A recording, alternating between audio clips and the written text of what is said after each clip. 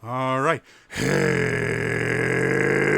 again, adventurers, and welcome to another exciting episode of D&D Did a Deep Dive, the show where we dive deep into classes, subclasses, and other features of 5th edition Dungeons and Dragons to help you get the most out of your choices.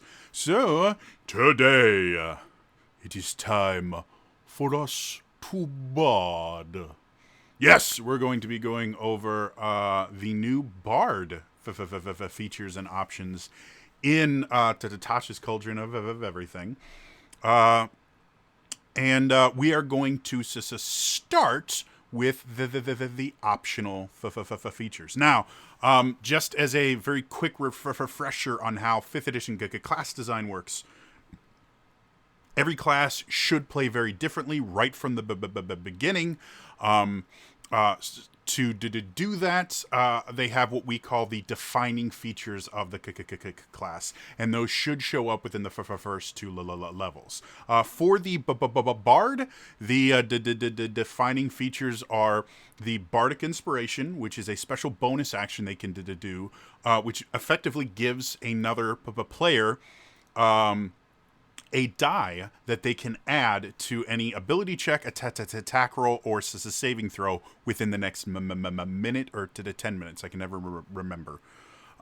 In addition to that, bards have the expertise feature, which is effectively they can pick a number of skills that they're proficient in and become experts in them, which means they can double their proficiency bonus when making checks with that. Meaning, bards are really good at certain skills.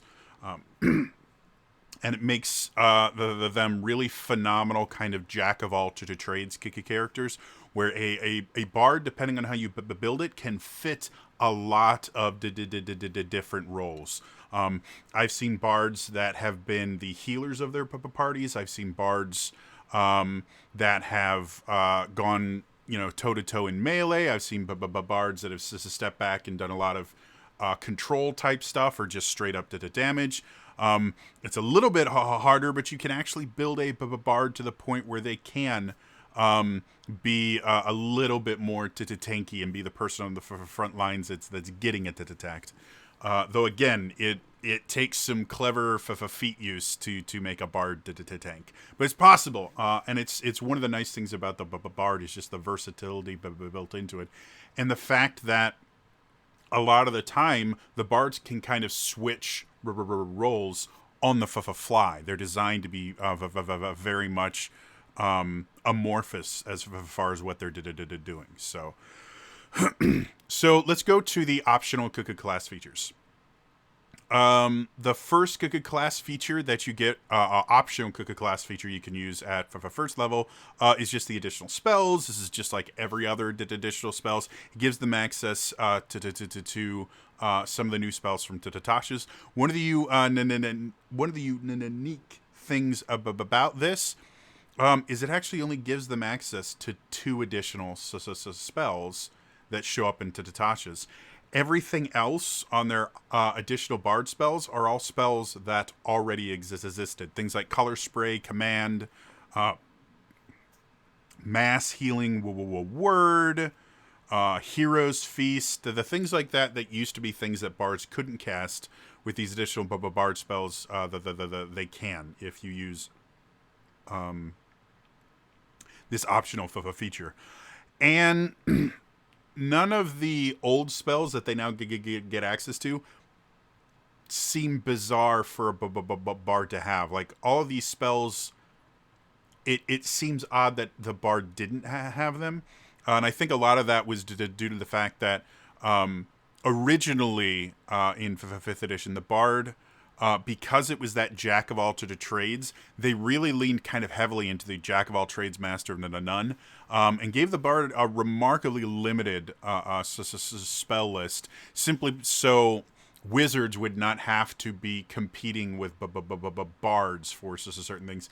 And I think they just went a little bit too far, and this looks to be a nice way to deal with that. Because things like Color Spray is a really useful first level spell. And things like Mass Healing Word just makes it easier for your bard to act as a healer if you don't have a cleric or druid in your parties. So, yeah, I like that. I think it's interesting. Second level optional feature is called Magical Inspiration, which basically just expands what you can do with your Bardic Inspiration die. If a creature has a Bardic Inspiration to die from you and casts a spell that restores hit points or deals damage, the creature can roll that die and choose a target affected by this as a spell. Add the number rolled as a bonus to the hit points regained or the damage dealt. The Bardic Inspiration to die is lost. Effectively, this allows the Bardic Inspiration to die to be used to improve your damage numbers. A few things to clarify about this. It is specifically for spells. So melee characters and weapon-based characters would not be able to use their Bardic Inspiration die to add to their damage unless the bard was, I believe it's a Valor bard. The College of Valor allows weapon attacks to add the Bardic Inspiration to the damage. So that was my one kind of issue with it when I read through it at first. I was like, well, no, this is literally taking away one of the things that makes the Valor Bards so special, and I don't like that with these optional features, because we've seen that in quite a few other ones. And it's not. It's simply allowing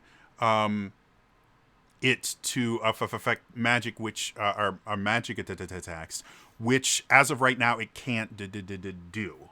There is no subclass that allows you to add your Bardic Inspiration to spell damage. So it is filling a hole.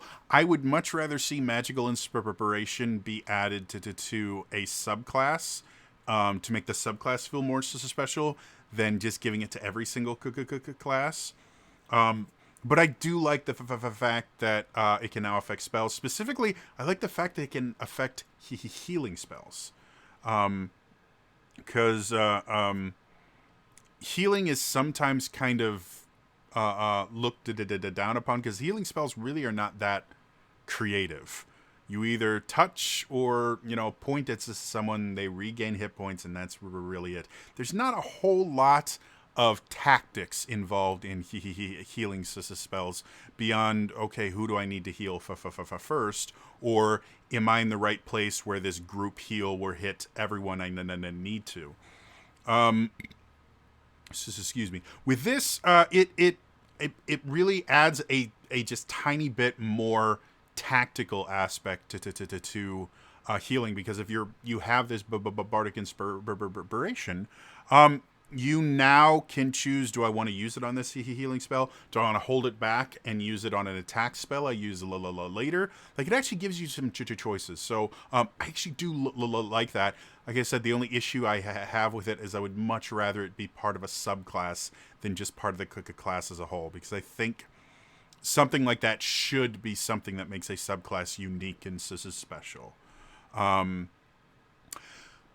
Moving on to fourth level, you get what's called Bardic Versatility, which is basically every time you get an ability score improvement, which is generally every 4 levels.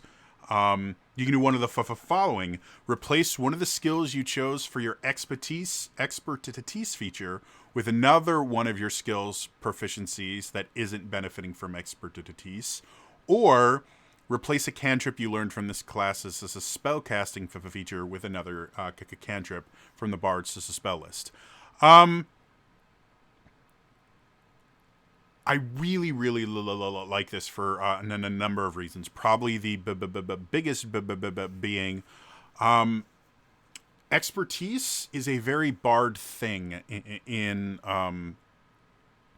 like lore wise. Like, bards are supposed to be these very kind of skillful characters. They're supposed to be able to get through a lot of encounters in unique ways. You know, find ways around combat. It's one of the things that makes the Valor Bard such an interesting bard, because while bards are designed to just have this massive toolkit of other options instead of just going up and poking someone, the Valor Bard specifically goes, no, I like poking things. And they learn how to use all these other tools to help them with poking things, which is just sharp objects. So expertise is such a kind of bard thing, but it shows up in a couple other classes. Specifically, the rogue gets expertise, and they are massively, like, they're just this shy of being broken when you start factoring in expertise and stealth, or expertise and the thieves tools. It effectively means once they get to around like late to tier 2, they never fail a stealth check, and they never fail to unlock something if it can be unlocked. So expertise isn't really a bard thing, but this fits really well with the idea of a bard just being this highly adaptable jack of all trades, constantly learning style class. Where regularly throughout it, if you start noticing that you were just never using this expertise, but you're using other skills a ton, you can change it. Or again, as you gain higher levels, at lower levels, bards may need to help supplement the rogue, because neither one of them is going to have super high checks for the things like disarming traps or picking the locks, because they're just low level. So having two different people that can do it instead of just one can be really beneficial. But as the party grows and changes, you know, at 8th level, you may no longer really ever be using your thieves tools. When you have a rogue that can just pick anything by, you know, sighing at it. So being able to kind of repurpose yourself within the group at select intervals can be really useful. And then the cantrip thing, I'm always a fan of the ability to kind of fix mistakes, I guess, where if you took a cantrip that you thought was going to be really useful, and then as you leveled up, you just don't use it, or maybe you got a magic item that kind of makes it not worth it. You know, the ability to replace it with a cantrip that you're actually going to use, I think, is essential to not feeling like, you know, you screwed up and your character is you know, ruined or broken. Especially since you can't learn cantrips other than by leveling up. Like, there's no other way to get a cantrip. So yeah, overall, this is one of the classes that I actually like the optional features. I like all of them. They really fit into the theme and the lore of the bard, and especially Bardic Versatility. It makes expertise, specifically Bardic expertise, significantly more unique, and makes the bard feel that much more special. And I like that. I want every single class to feel special, so that when you are in a party where you are the only bard, you feel like, well, I have a very specific place in this party, and I have things only I can do.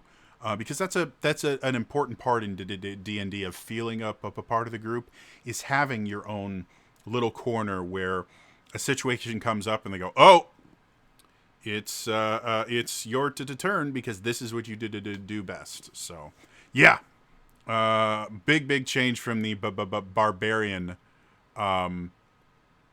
optional features, where I'm just like, well, no, why?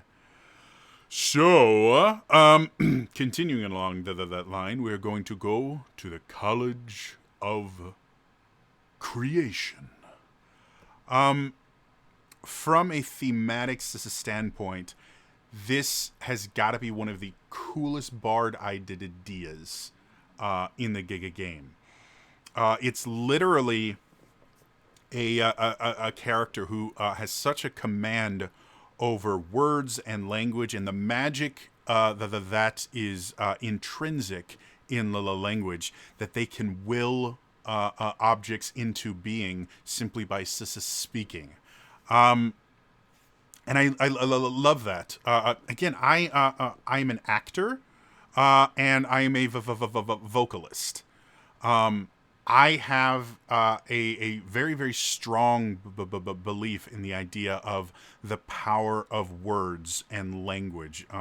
I've studied multiple languages. I don't speak any, or let me rephrase that. I only speak English. I used to be passable at French, and I used to know a smattering of a few words in like half a dozen other languages. My father at one point spoke, I think, 5 or 6 languages.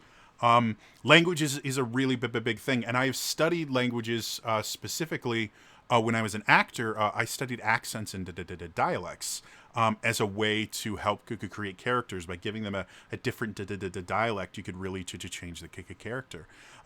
So I have this huge belief in the power of language, in the fact that choosing the exact right words can massively change the situation, and that belief has been reinforced over and over and over again in my own life. You know, dealing with management. There's so much you can learn about other people by studying the words that they use and by using the correct words. The most mind-blowing thing I ever learned in management. Here, free management to the tip. Anytime your company, your business, your store, whatever, anytime something good happens, the pronoun you use is we, 100% of the time. We hit our sales goal. We succeeded in doing this. We made it under payroll. We were able to reset the store in record time. Anytime something negative happens, the pronouns you always use are I. I wasn't able to get us in under payroll. I wasn't able to schedule the things so that we could get the store reset into time. You always take responsibility for mistakes as a leader, and you give responsibility away for successes. And it is a massive difference. Just by changing 2 pronouns, going we and I, changes how your staff will react to you. I have seen entire sales cultures turned around by simply changing pronouns. So the idea that words have power, I'm a huge fan. And then mixing it with the fact that words have magic power. Ooh, like this is my class. I like it. So when you pick this class at the 3rd level, you get 2 new abilities. So the first feature you get at 3rd level is called Mote of Potential. Effectively, whenever you use a Bardic Inspiration, or whenever you inspire someone, you give them a Bardic Inspiration die, you can actually have this little mote of creation, or Mote of Potential, that's what it is, that orbits around them while they have this Bardic Inspiration. And they actually describe the mote looks like a musical note, a star, a flower, or number symbol of art, or life that you choose. So you literally, when you inspire people, you actually have this little thing floating around them, which I like. I think it's a cool little visual aspect that you don't think about when you get Bardic Inspiration. When a creature uses the Bardic Inspiration die that you gave them, the mote provides an additional effect based on whether the die benefits an ability check, an attack roll, or a saving throw. So now what this effectively means is your Bardic Inspiration acts differently depending on how the player uses it. Which again goes into the idea of giving the players choice. Now, instead of just choosing, okay, what role do I want to use it on, you also get to choose, okay, what additional benefit do I want to get? And that may encourage you to maybe you make an attack roll and miss, but you really want to use the ability to check a feature in a second here when you have to climb a wall. So you'll actually choose to miss so that you can get a benefit later on. So the benefits, let's to talk about those. For an ability check, the creature can roll the Bardic Inspiration to die again and choose which roll to use as the mote pops and emits colorful, harmless sparks for a moment. Effectively, you get advantage on your Bardic Inspiration die roll for ability checks, which again can be extremely clutch. If you need to break from a grapple, the ability, sometimes you roll a Bardic Inspiration die and, you may have a D10 and you roll a 1. And it's almost completely useless to you. But with this, you get to roll twice and take the one you will want. So that can be really, really useful. When you go to the attack roll, immediately after the creature rolls the Bardic Inspiration die to add it to an attack roll against the target, the mote thunderously shatters. The target and each creature of your choice that you can see within 5 feet of it must succeed on a Constitution saving throw against your spell save DC, or take thunder damage equal to the number rolled on the Bardic Inspiration die. So this effectively makes any attack you make have area damage. Now, it's not a lot. Maximum, I believe, a Bardic Inspiration die gets to, it's either a D10 or a D12. So adding an additional area damage of even a D12 at high levels is not going to change massively. But the fact that you're doing damage to as many creatures as you want within 5 feet of this creature can just significantly overall increase the damage output of a single attack. It's spread over a whole group of enemies, but it can still be incredibly useful. In addition to that, I talk about concentration all the time, especially with magic classes. If you are fighting a bunch of creatures that are using spells or spell-like effects that require them to concentrate,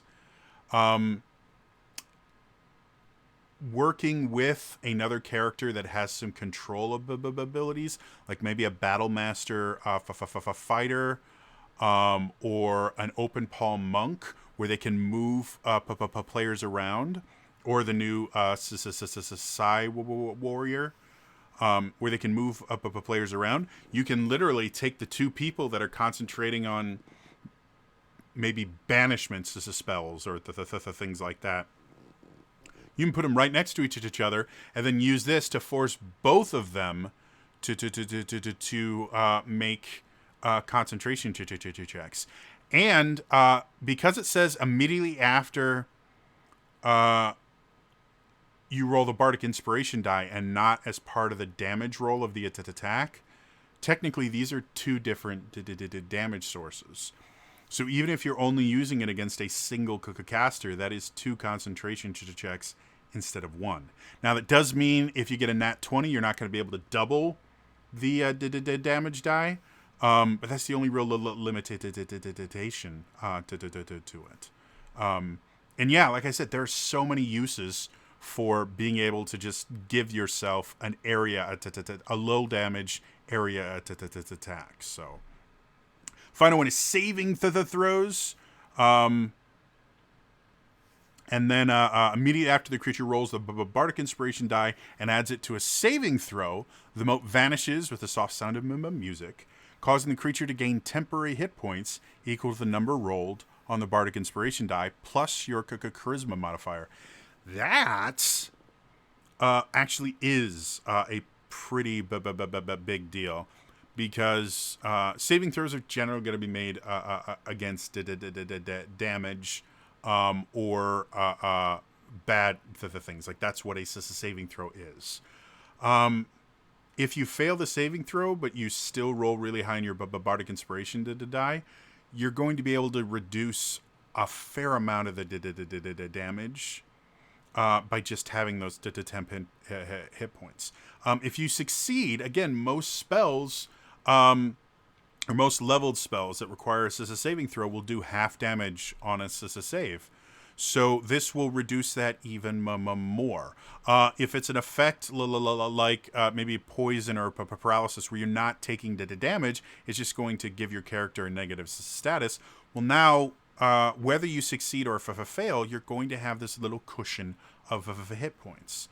So when you look at all the three, you can have one that just kind of ensures that your ability checks are going to get a good roll. Because now you have advantage effectively on your Bardic Inspiration die for ability checks. For your attack roll, you can make any attack an area to attack. It won't do a ton of damage, but if you hit 4 people with a D12 of the damage, individually they're not taking a ton, but that was a single attack that did an additional 40 to 12 damage. That's a lot. And then for this as a saving throw, you get to give out temporary hit points. And the nice thing about it is you don't have to signify which one of these you're going to use when you inspire them. This is entirely based on the character using it. So they get to choose if they want the ability check, the attack roll, or this is a saving throw boost. And that means in combat, when things are constantly changing, you're giving your players more choices that they can make to ensure that whatever happens, they're going to get a good use of your Bardic Inspiration. I love it. I think it's amazing. The second thing you get at the third level is Performance of Creation, which is effectively as an action, you can channel the magic of the Song of Creation to create one non-magical item of your choice in an unoccupied space within 10 feet of you. The item must appear on a surface or in a liquid that can support it. The GP value of the item can't be more than 20 times your Bard level, and the item must be medium or smaller. The item glimmers softly, and a creature can faintly hear music while touching it. The creative item disappears after a number of hours equal to your proficiency bonus. For examples of items you can create, see the equipment chapter in the player's handbook. The rest of it, you can only do this once per long rest, unless you burn a spell slot of second level or higher. You can only have one item created by the feature at a time. If you create another one, the original one vanishes, and the size of the items you can create gets bigger as you level up. Large, it's just a 6th level. Huge at 14th level. This is really, really interesting. Not only does this effectively give you access to everything in the equipment section that is non-magical, it adds to that versatility of the bard. You're in a situation where, crap, you know what? I need a healer's kit. Performance of Creation. Now you've got a healer's kit. Dang it! You know what? We don't have any food for tonight. Well, I've just made rations. Dang it! There's this large body of water we need to cross. I've made a rowboat. As long as I'm at least this is 6th level. All of these things are really, really useful. It also means all those items that people tend to overlook because either they cost money or they just don't think about it because they have other things to worry about. Things like Alchemist's Fire, Holy Water, things like that. A creation bard has access to them at any time. It's an action to do it, so it's not like it's a really long thing. Bards are full casters, so at higher levels, when you generally aren't using your 2nd level slots a ton, you effectively have 4 more uses of this ability without really slowing yourself down to too much. Once you start using 3rd and 4th level spell slots, well, those are really, really powerful spells. But having effectively 5 of uses that you don't have to worry about is really nice. And then if you do need something really essential, you can burn a higher level spell slot. So yeah, overall, I love it. I love just the versatility. It adds a lot of choice to it. And I think probably the most useful thing about this is because the only real limitations are it has to be non-magical and it has to fit in your size category. This would be something that for a creative player is a gold mine.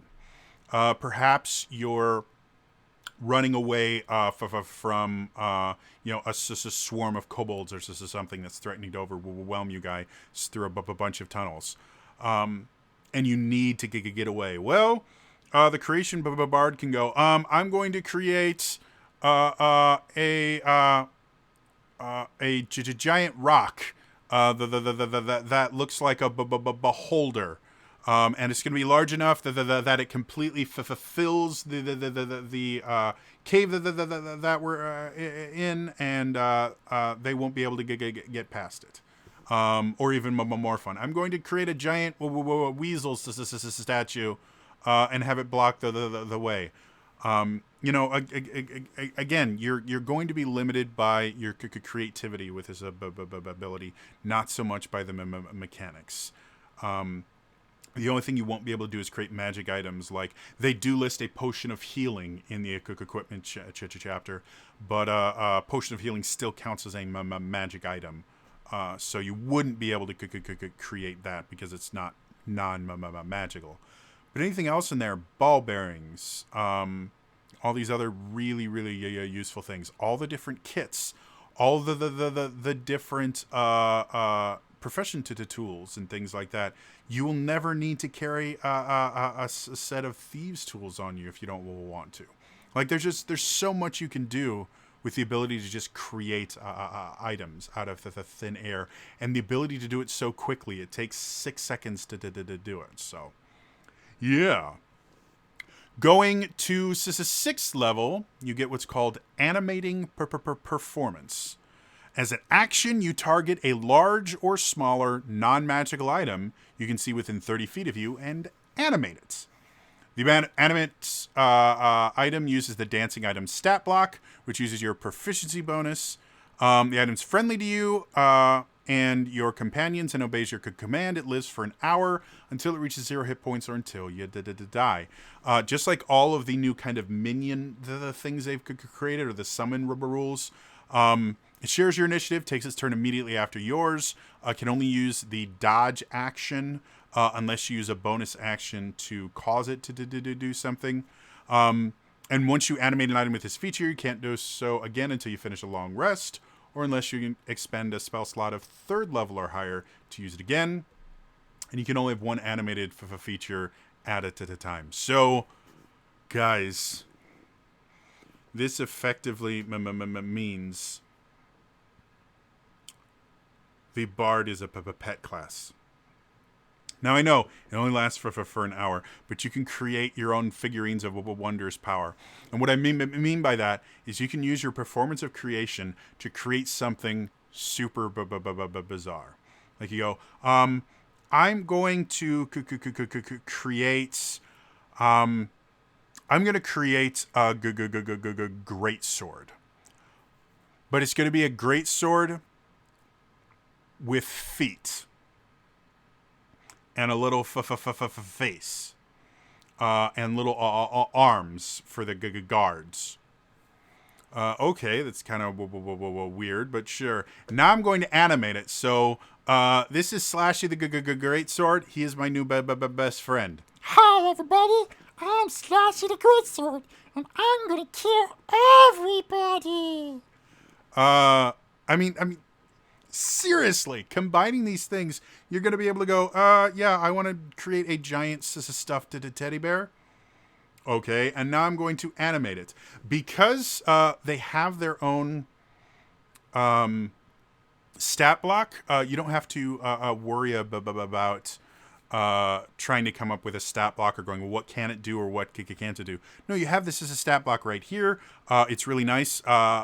Any creature or thing you animate with it is going to have a speed of 30 feet, a fly speed of 30 feet with the ability to hover, and it has an attack, force empowered, it's a slam. It uses your spell attack modifier to hit, and it does a D10 plus your proficiency bonus for force damage. The other thing is when any creature, one of its kind of innate abilities, when any creature starts its turn within 10 feet of the item can increase or decrease, your choice, the walking speed of that creature by 10 feet until the end of the turn, provided the item is incapacitated. So there's a lot that this dancing item can do. And it can be, again, action economy wise in 5th edition, whichever side has more actions is going to have the benefit. And this literally allows you to turn your bonus action into an action for another creature. That is a huge upgrade. And a D10 plus your proficiency bonus for force damage is not a bad amount of damage for a bonus action. So this allows you to effectively use your bonus action every single turn. You can animate whatever you want, and if you are not using the performance of creation to create your own custom pets with this, you are doing it wrong. I really, really want to see like a Napoleon Dynamite like character go, let me create a Liger. Yeah, and then I'm going to animate it. This is my Liger. It's super cool. I have these awesome nunchuck skills. And then I'll just go in with my Liger and just kill everything because it's awesome. Yeah, I mean, I love it. I love it. It's not broken or anything like that. It's got the limitations it needs so that it doesn't feel unfair to anyone. But when you use it at the right times, you can have so much fun with this. Finally, at 14th level, you get Creative Crescendo. When you use your Performance of Creation feature, you can create more than one item at once. The number of items equals your Charisma modifier, minimum of 2 items. If you could create an item that would exceed that number, you can choose which of the previously created items disappears. Only one of these items can be the maximum size you can create. The rest must be small or tiny. And you are no longer limited by GP value when creating items with the performance of creation. So the GP value was a really limiting factor. Simply because a lot of the nicer things were going to get really expensive. But once you get to 14th level, you don't need to worry about that anymore. And now you get to make a lot of the things. Again, with the fact that you can make multiple items with a single use, you can make rations for your whole party and never have to worry about bringing food. You can give everyone on your party a vial of holy water if you're going into a vampire lair or maybe just a place with undead, because holy water works super well against the undead in general. Or if you're going into a place where there's lots of trolls, give everybody in the party a vial of alchemist's fire, so that you can turn off the trolls' regeneration. Like there's just so many things you can use with this, and again, you can create even more elaborate things. If you really want to go all out, say you make a large automaton like thing. It's like, I make a robot. Oh, okay, it doesn't. It looks like a robot. Now I animate it with the dancing item. I have my own robo companion, and it's got in one hand. No, Okay, so because I am a child, I'm a huge fan of Power Rangers, and I would totally use this to make a Megazord. Like, not kidding. I would use creative crescendo to create five small items, which would be swords, and then I would put them together and animate them as one little large item and have my own Megazord. Now, again, it can't be any larger than large because the dancing item stat block and the thing you can only animate up to a large item. But it's still be a Megazord. Like, how could you not? I would totally just be going around and going, you know what this means? We need Megazord power now.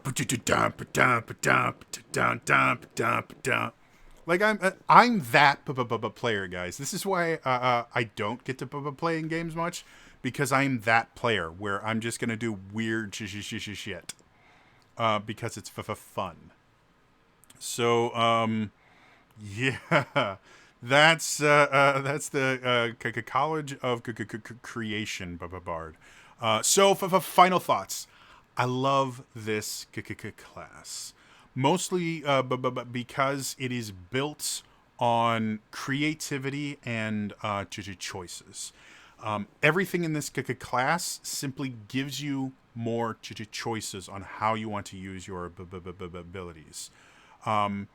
Everything within the class adds on to each other, making it even more useful as you get higher and higher. We mentioned before when I talked about the Rune Knight, the idea that if you give someone 6 options, but they're going to be able to eventually choose 5 of those 6 options as they level up, what you're effectively doing is you're heavy loading the beginning of the class to be really, really fun when they level up. But as they get higher and higher, they just get more and more depressing features, because if they were useful, they would have taken them earlier. With this, every time you get a new feature in this subclass, it somehow improves something from an earlier feature. Animating Performance improves what you can do with performance of creation. Creative Crescendo improves what you can do with performance of creation, which also improves what you can do with animating performance. Like, everything has this wonderful, beautiful synergy. And I like that. I think a lot of classes and subclasses specifically will run into this issue where they keep giving you new abilities, but they don't really gel together. They don't really work well together. They just expand what you can do.